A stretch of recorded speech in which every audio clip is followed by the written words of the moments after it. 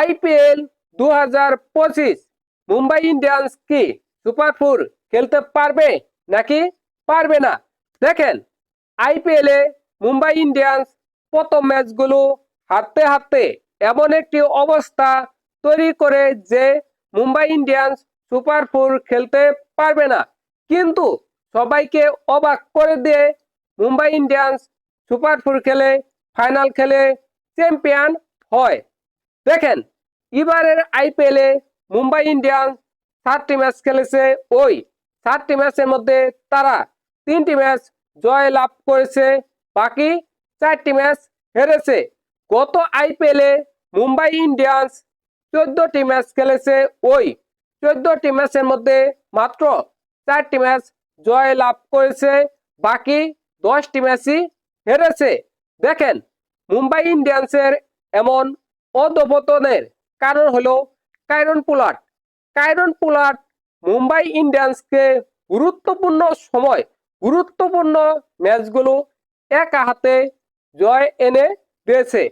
এমন কোনো প্লেয়ার নেই মুম্বাই ইন্ডিয়ান্সে যেটা কাইরন পোলার্ডের অভাব পূরণ করে। তাই তো মুম্বাই ইন্ডিয়ান্সের এমন একটি অবস্থা। দেখেন, এবারে আইপিএলে মুম্বাই ইন্ডিয়ান্স 4টি ম্যাচ খেলেছে, 3টি ম্যাচ জয় লাভ করেছে, 4টি ম্যাচ হেরেছে। তাদের বাকি রয়েছে 7টি ম্যাচ। তারা কি সুপার ফোর খেলতে পারবে নাকি পারবে না? দেখেন, একটি দল মোট 14টি ম্যাচ খেলবে।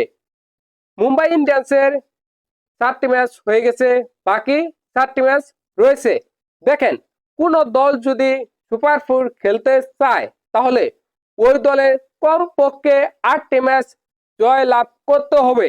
যেহেতু মুম্বাই ইন্ডিয়ান্স 3টি ম্যাচ জয় লাভ করেছে, আর 5টি ম্যাচ জয় লাভ করতে হবে।